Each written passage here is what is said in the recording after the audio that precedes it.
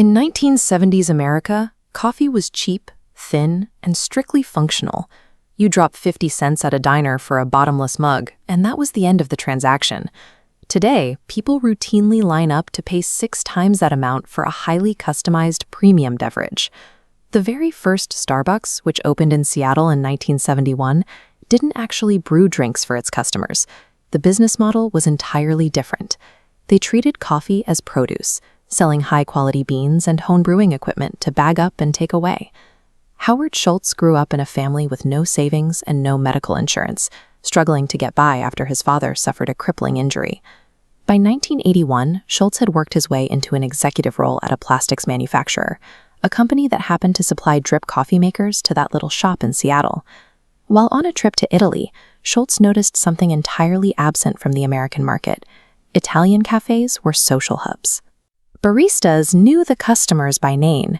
People lingered to talk, read, and relax in what sociologists call a third place, a communal environment distinct from home and the office.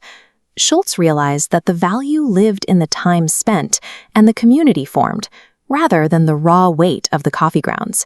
If he could recreate that Italian social hub in America, the coffee itself would become a secondary component of a much larger, more lucrative service.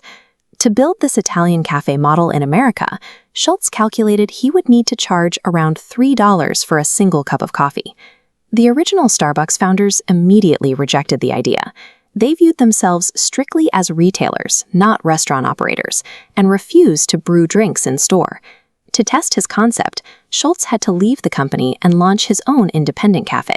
Securing funding for a $3 cup of coffee proved exceptionally difficult. Schultz pitched his business plan to 242 people. 217 of them said no, citing the impossibility of getting Americans to pay a massive premium for a common diner staple. You cannot simply mark up a basic commodity by 600% and expect the market to accept it.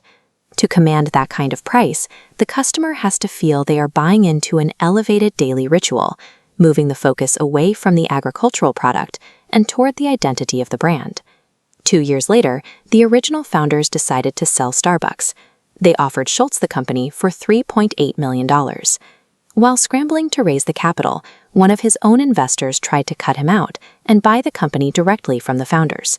Deflated, Schultz took the problem to a prominent local attorney, Bill Gates Sr. Gates walked Schultz directly into the rival investor's office and successfully demanded that the investor stand down, allowing Schultz to secure the funding. Upon taking over as CEO in 1987, Schultz scrapped the retail-only model. He installed espresso machines, trained baristas, and converted every existing Starbucks location into a fully operational Italian-style cafe. With a proven template and significant investor backing, the company entered a period of aggressive expansion. They moved into Japan, the UK, the Philippines, and beyond. At the height of this boom, Starbucks was opening an average of 7 new stores every single day. Selling bags of beans limits you to people who want to brew at home.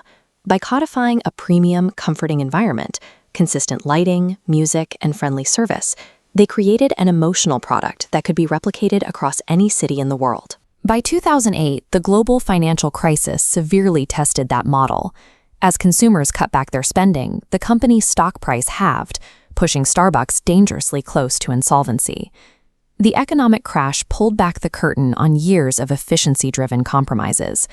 To handle hypergrowth, the company replaced manual brewing with automated espresso machines, trading the aroma of a handcrafted drink for mechanical speed, stripping away the sensory justification for a high-priced luxury exactly when the economy began to collapse. Returning as CEO to save the company, Schultz ordered an immediate halt to all expansion. He then made an incredibly unorthodox move. He shut down every single Starbucks store in America simultaneously to retrain over 100,000 employees, costing the company $7 million in lost revenue. Shutting off cash flow during a financial crisis looks terrible on a spreadsheet. However, making the closure highly visible served as a strategic reset. It signaled to the market that Starbucks was willing to sacrifice immediate profits to reclaim the craft and quality that justified its existence as a premium brand. Understanding how they survived that crisis and continued to scale requires looking past the physical stores. The modern iteration of Starbucks relies on two highly sophisticated corporate engines that have very little to do with beverages. The first engine is real estate. Analysts track a phenomenon in property valuation known specifically as the Frappuccino effect. This chart compares property value growth between 1997 and 2014. The average American home rose in value by 65%, but homes located within a quarter mile of a Starbucks saw their value jump by 96%. Starbucks employs a dedicated data analytics team to scrutinize demographic shifts and secure leases in up-and-coming neighborhoods before prices peak. Their arrival actively accelerates the development of an area, signaling to other premium retailers that the neighborhood is a safe investment.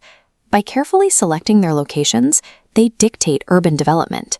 They use the sheer weight of their cultural relevance to actively inflate the commercial and residential property values of the exact blocks they occupy.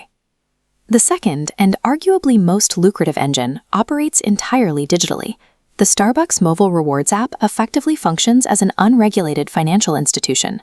When a customer loads money onto their Starbucks account to earn loyalty points, they are trading actual currency for a digital proxy. That cash cannot be withdrawn. It is permanently locked inside the company's ecosystem until it is exchanged for inventory. This diagram illustrates the sheer scale of those balances. Customers currently hold an estimated $1.5 billion in their collective Starbucks accounts. That volume of deposited cash exceeds the reserves held by 85% of standard licensed banks in the United States. Because Starbucks isn't legally classified as a bank, they are not subject to strict regulations regarding fractional reserves. That $1.5 billion acts as a massive, continuous, interest-free loan from their own customers, providing immense capital to aggressively fund operations. The $4 latte is exactly what Howard Schultz originally realized it was, a highly effective mechanism for human interaction.